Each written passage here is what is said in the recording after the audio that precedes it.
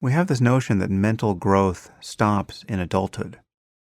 You can learn new things, of course, but your mind itself doesn't improve. Or at least, that's what people seem to imagine.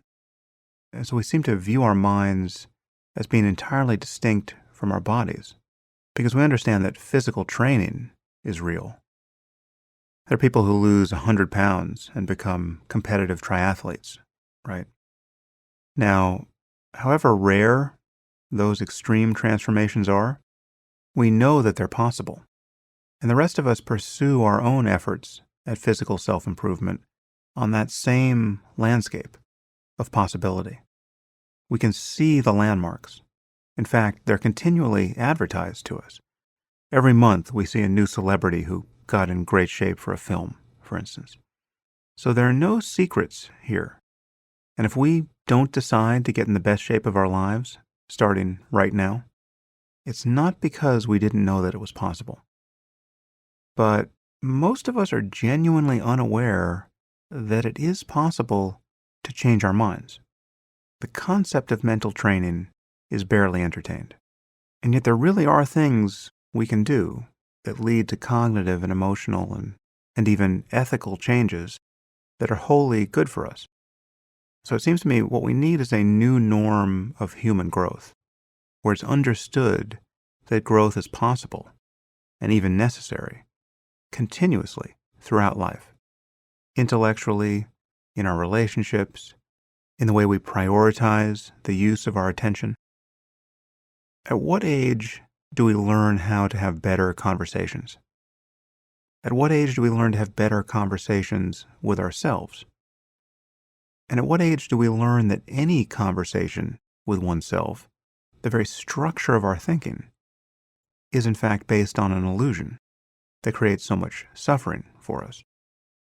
Now, of course, there are many components to living an examined life, and there's no single way of thinking or use of attention that accomplishes everything we want. But meditation, real meditation, is an essential piece here. And the fact that none of us are told this in school or by our doctors indicates nothing more than a cultural blind spot. I mean, it used to be that physical exercise was something that only a very strange person would pursue deliberately, and smoking was considered a healthy habit.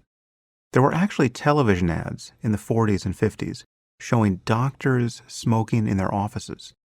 And the ads claim that in a national survey of doctors, more doctors smoke Camels than any other cigarette. It's possible for an entire society to be totally confused about something rather important.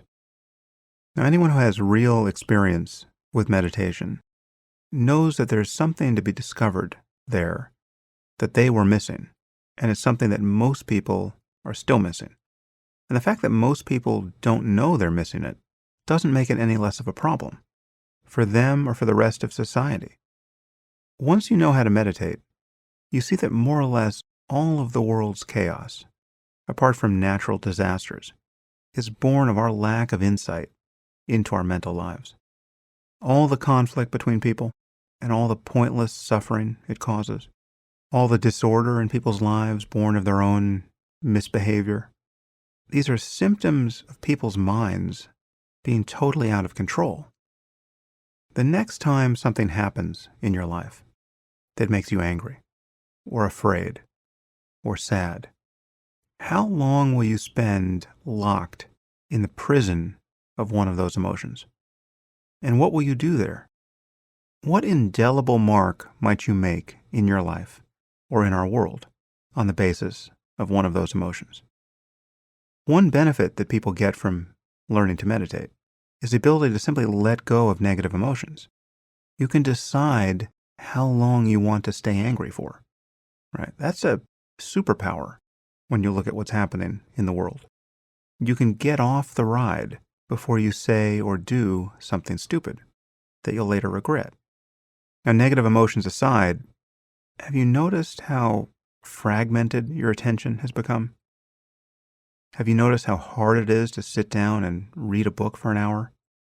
When was the last time you read a book for an hour? without checking your email or social media. There is a multi-front war being fought for our attention, and most of us are losing it. Have you seen the people staggering around with their smartphones, even crossing the street while texting, literally stepping in front of traffic without looking up? Have you seen parents around their kids visibly tethered to this digital leash? Are you one of these parents? There was a recent photo exhibit that was rather brilliant where a photographer captured people using their smartphones, but then removed the phones from their hands. So you see these images of people in various situations in life while staring vacantly into their open palms. It's worth thinking about this psychological experiment we're performing on ourselves.